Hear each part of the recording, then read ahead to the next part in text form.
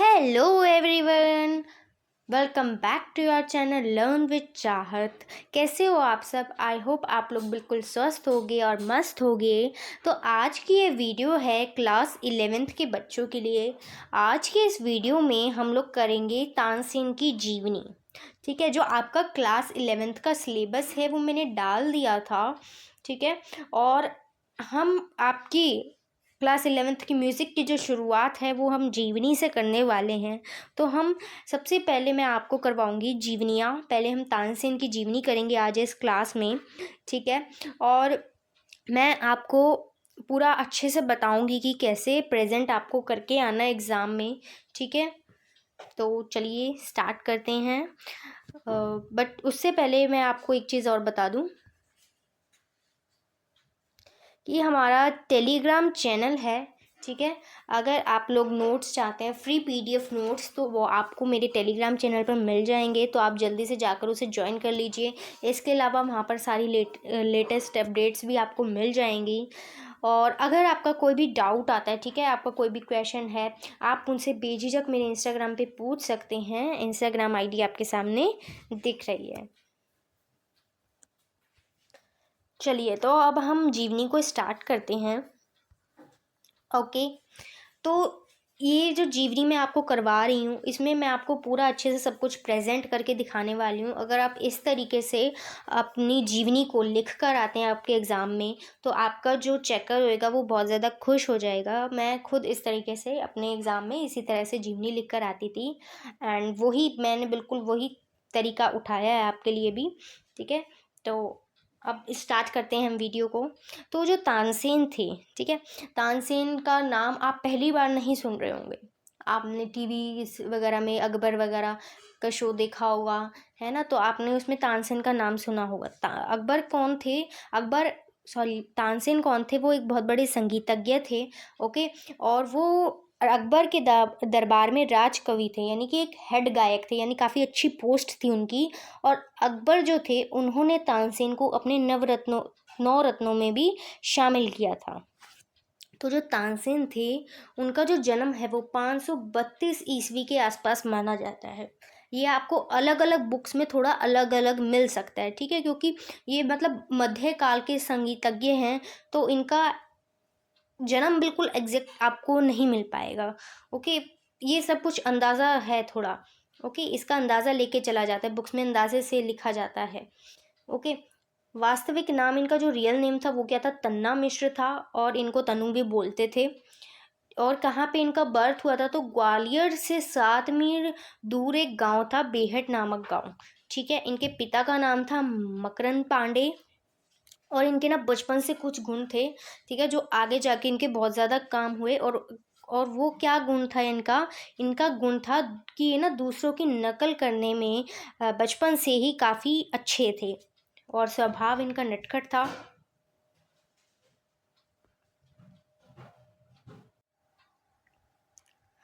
तो जो मकरंद को तानसेन मोहम्मद गौस नामक फ़कीर के आशीर्वाद स्वरूप प्राप्त हुए थे। जो तानसेन के पिता थे मकरंद पांडे, ठीक है, उनको तानसेन कैसे मिले, कैसे उनका जन्म हुआ तानसेन का मकरंद पांडे के घर में? तो देखिए, एक मोहम्मद गौस नामक फ़कीर थे, ठीक है, उन्होंने ब्लेसिंग्स दी थी मकरंद पांडे को। फ़कीर एक ऐसा व्यक्ति होता है जिसके पास कुछ नहीं होता, ठीक है, जो मांग के अपना गुजारा चलाता है, इस टाइप से।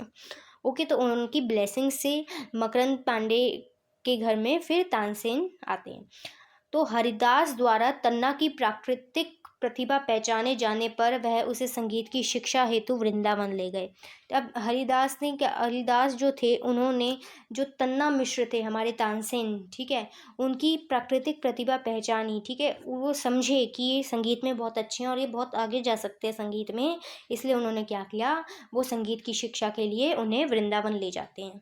अब फिर उन्होंने क्या किया? तानसेन ने 10 वर्षों तक संगीत की अच्छी शिक्षा प्राप्त की। ओके, फिर क्या होता है? उनके पिताजी की हो जाती है तबीयत खराब। फिर जब पिताजी की अस्वस्थता का समाचार मिलने पर क्या करते हैं? तानसेन अपनी मातृभूमि ग्वालियर लौट जाते हैं।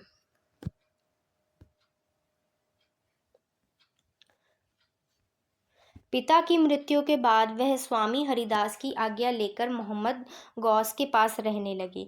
ओके, पिता की मृत्यु हो जाती है, फिर हरिद्वार से वो आज्ञा लेते हैं तानसेन और मोहम्मद गौस के साथ ही रहने लग जाते हैं। ग्वालियर में तानसेन जो थे वो राजा मानसिंह की विधवा रानी मृगनयनी से मिले। ठीक है, राजा मानसिंह थे जो नहीं रहे थे, तो उनकी वाइफ थी, उनकी वाइफ से तानसेन मिलते हैं। और उनकी वाइफ कौन थी? एक विदुषी गायिका थी, मृगनयनी।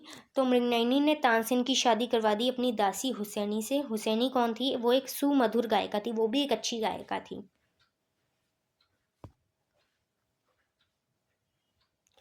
तानसेन का गृहस्थ जीवन बहुत अच्छा रहा, बहुत सुख से भरा रहा।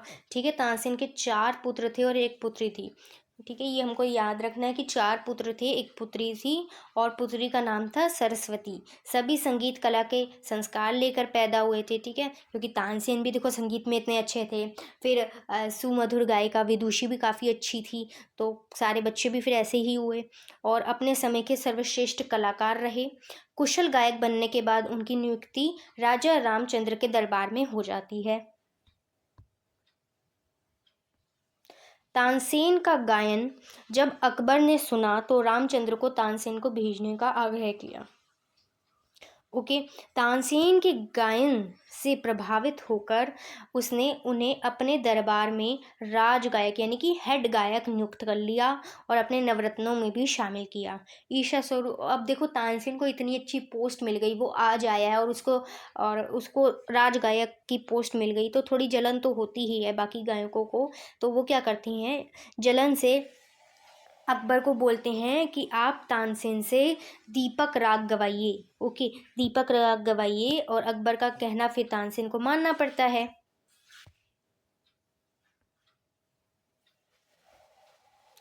अब देखिए, तानसेन द्वारा दीपक राग गाए जाने का वर्णन। राग गाते ही गर्मी बढ़ने लगी, चारों ओर अग्नि की लपटें निकलने लगी। जो श्रोता यानी कि जो सुनने वाले थे, जो राग को सुन रहे थे, वो भाग खड़े हुए और तानसेन का शरीर जो था वो जलने लगा।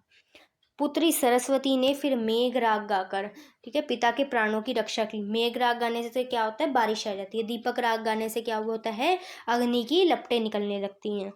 तो कुछ लोगों का मानना है कि तानसेन कुछ समय बाद मुस्लिम हो गए थे, इसलिए अपने रागों के आगे मियाँ शब्द जोड़ने लगे थे।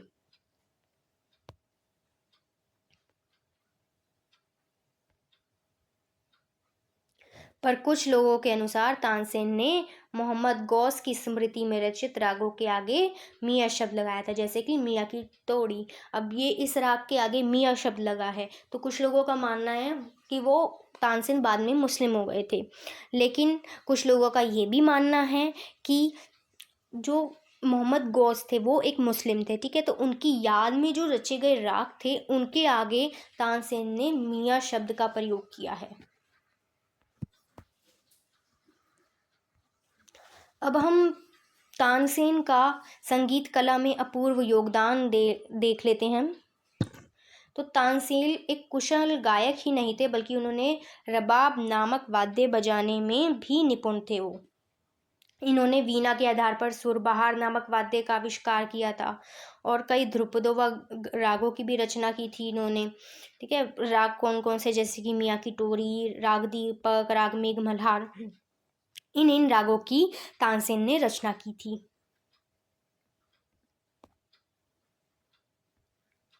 तानसेन की ख्याति विश्व के कोने कोने में होने से वह विश्व विख्यात संगीतज्ञ बन गई, यानी कि वो काफ़ी ज़्यादा फेमस हो गए थे वो। और फिर 1585 ईस्वी के आसपास उनकी मृत्यु मानी जाती है और हर साल उनकी स्मृति में ग्वालियर में उर्स मनाया जाता है। उर्स का एक काइंड ऑफ फेस्टिवल है, ठीक है, जो कि तानसेन की याद में मनाया जाता है तथा शास्त्रीय संगीत के कार्यक्रम वहाँ फिर आयोजित किए जाते हैं ग्वालियर में। ठीक है,